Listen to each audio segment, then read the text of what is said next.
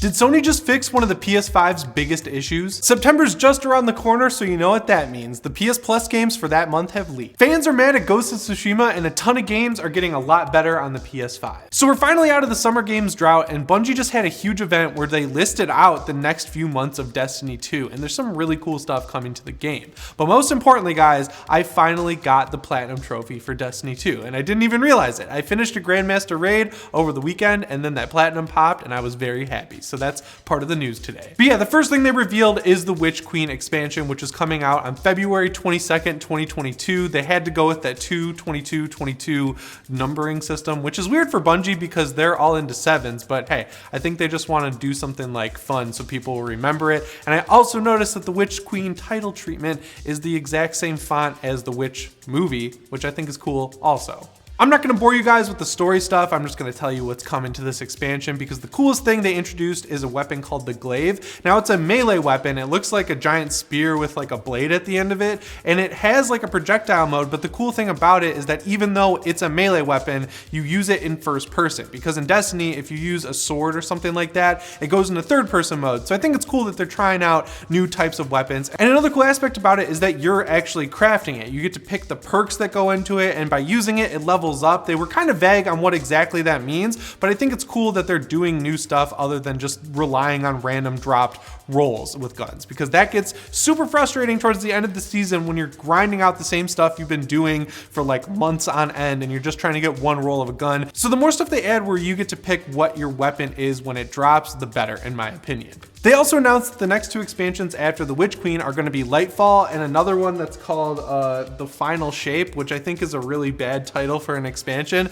but those are going to wrap up the current Destiny story, and they already confirmed that Destiny is going to continue after that. And that's where I think they'll kind of bring things back and take the 2 off the end, and they won't necessarily do a Destiny 3, but they'll just kind of relaunch the whole package as a Destiny platform that they can keep updating, because we all know the only reason they even made Destiny 2 in the first place is because Activision required them to have a new core release every X number of years, and I'm glad that they got out of Activision's control because everything they've been doing since then, in my opinion at least, has been really good. I noticed after I talked about Splitgate in a video, a lot of you guys added me on the PSN, so if you want to play Destiny 2 with me over there, make sure you let me know in your message when you add me that you're subscribed to the channel and have your notifications set to all. And then finally, they announced that they're doing a Bungie 30th anniversary pack that you can buy in December, and yeah, it is kind of a bummer that you have to buy this separately from the season pass, but what it includes is a new dungeon themed around the infamous loot cave that plagued Destiny 1. They're bringing back Galahorn with the expansion, and the armor that comes along with it looks really cool. And that loot cave dungeon is going to be pirate themed. They're going with that theme for the Iron Banner armor this season too, so like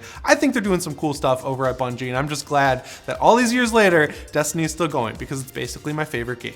Moving on to another game I really like, Ghost of Tsushima just finally got its re-release on the PS5, and I literally sat there all day Sunday just playing through the entire game. I had a save from the PS4 version that I was going through on my PS5 where I was like about halfway through the game, and the process of transferring it over was kind of confusing. Like I hit the transfer from PS4 button on the menu and it said it worked, but it didn't actually do it. And then I was like, well, they put all this work in to improve the graphics with this new expansion, so I may as well just start over. And I got back to where I was in about the span of a day. Like I already knew what I was doing.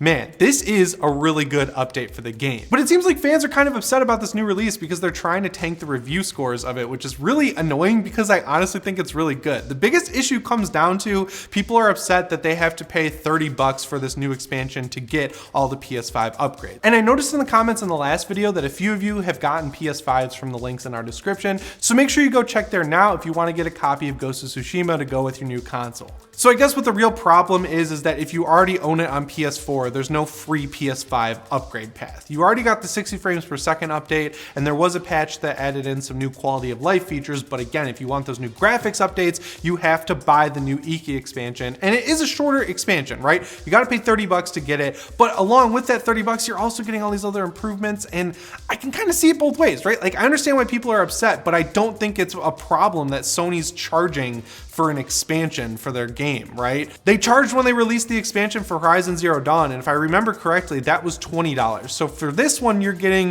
a whole new graphics update on top of the new expansion, which by all accounts is pretty good. Like, it's more Ghost of Tsushima and it's condensed. So you can go back into the game, you can jump right into the expansion, blow through it in a day and just have fun with it. So like, yeah, I don't know. I feel like Sony's totally justified here to charge a little more for this upgrade. And also, you guys got to remember that Sucker Punch went in well after the game came out and added in the entire new Legends mode, which is essentially like its own game, to the point where they're releasing it standalone for like $20, so you can just download this sweet Ghost of Tsushima multiplayer game that has a raid. And that was just a free edition that wasn't announced before the game came out. So like, yeah, they've given us value for free there. I feel like it's totally fine that they ask for $30 for a brand new PS5 version of the game. And if you're spending the whole weekend playing it, this game is just so good, especially right now when there's not a lot of stuff coming out on PS5. This feels like a full-on PS5 game at this point. Like, if you showed this to someone who had never seen Ghost of Tsushima on the PS4 or never played it or never even heard about it and said this is the brand new open world Sony game that's just on PS5, I guarantee they'd believe you, because it's awesome. It's the swan song of the PS4. Arguably, it could have been just held back and released on PS5 exclusively, but no, Sony released it early on PS4, let people play it for a year, and now people who have never experienced it can jump in and play it on PS5. Again, I'm sure there's going to be some people who are like, well, it's stupid that they're charging for this expansion, because if I have a PS5 and I don't want the expansion, I should just get the graphics update for free. And like, I don't care. I'm sorry. Like, it's $30. If you can't afford that, you got some problems. But if you don't want to pay $30 for the Ghost of Tsushima upgrade, you can just go back and play Assassin's Creed Odyssey, because it just got a patch to run at 60 frames per second. Now, if I remember correctly, this game had some sort of a 4K mode on the PS4 Pro. They used checkerboarding and dynamic resolutions. I don't know the numbers here. This is one of the few Assassin's Creed games that I actually completed. I put 100 hours into this game and it looked amazing on my PS4 Pro. So I'm assuming having it run at a locked 60 frames per second on PS5 will make it even better.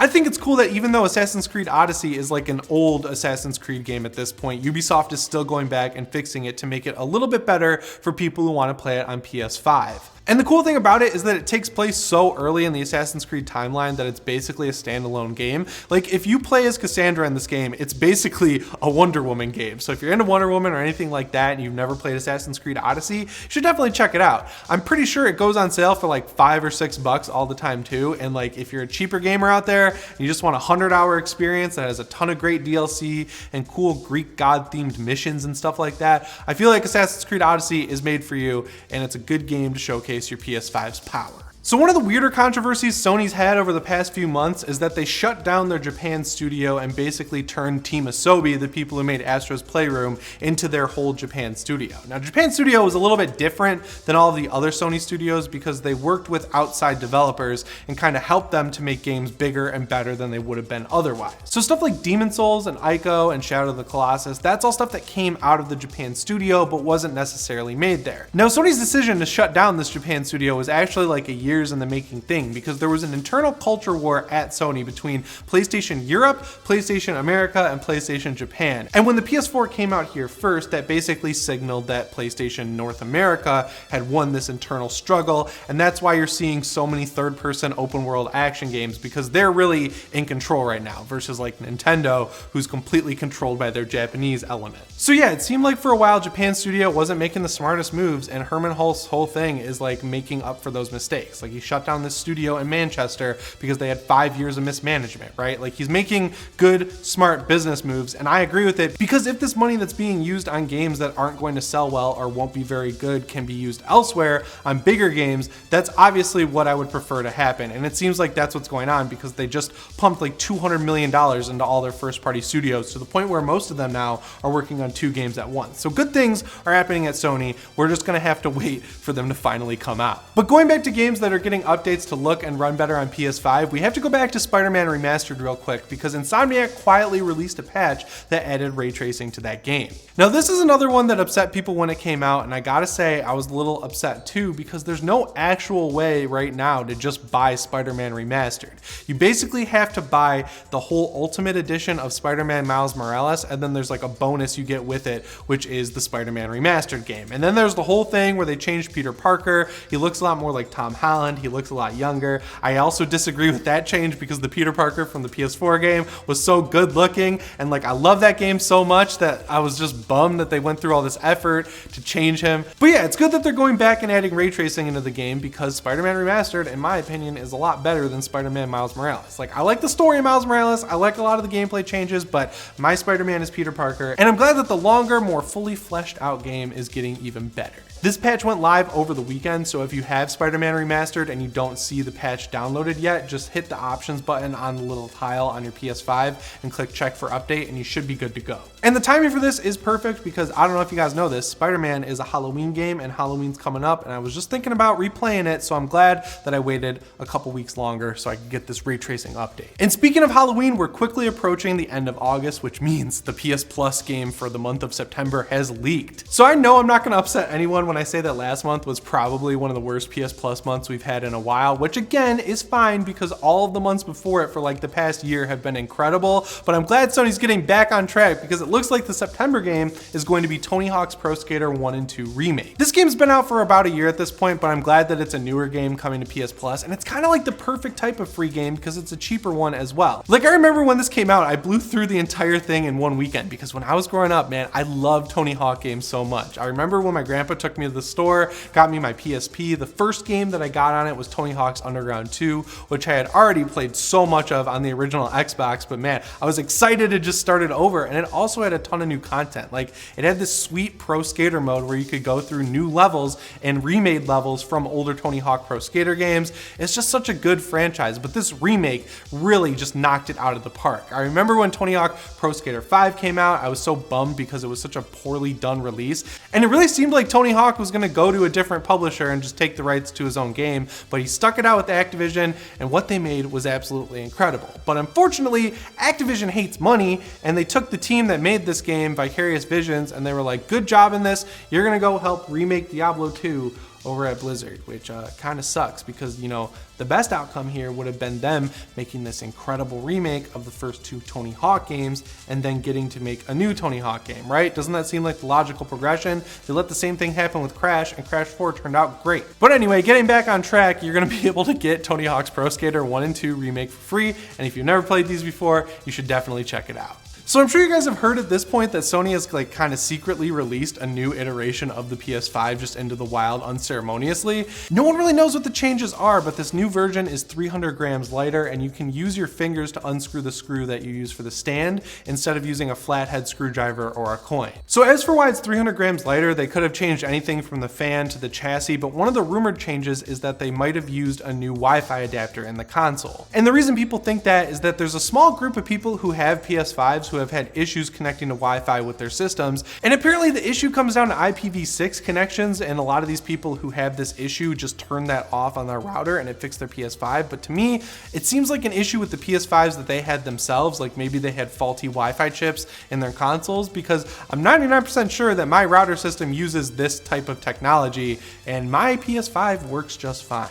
But from what people were able to find, this new Wi-Fi card works a lot better with 5 gigahertz connections, and it works a little bit worse with 2.4 gigahertz connections. But at this point in 2021, I feel like most people are on 5 gigahertz connections anyway. Like the router that I got from Spectrum when I moved into my new apartment had 5 gigahertz. I immediately switched it out with a much better router, but I remember the one that they gave me for free with my cable setup or whatever the hell it was had this like 5 gigahertz mode. So I feel like everyone's probably good on that front, but if you're one of the few people out there who still has 2.4 gigahertz set up, just get a new router. It's time. But yeah, speaking of this new PS5, we actually have one ordered and we're just waiting on it so we can dig into it and figure out what's different between this one and the launch edition that we have sitting right here. But yeah, guys, that's all the PlayStation news I have for you today. Make sure you let me know what you think of all of it down in the comments below. And remember, if you want to stay PS ready, subscribe and set your notifications to all. As always, guys, my name is Jimmy Champagne, and I'll see you in the next one. Thanks for watching.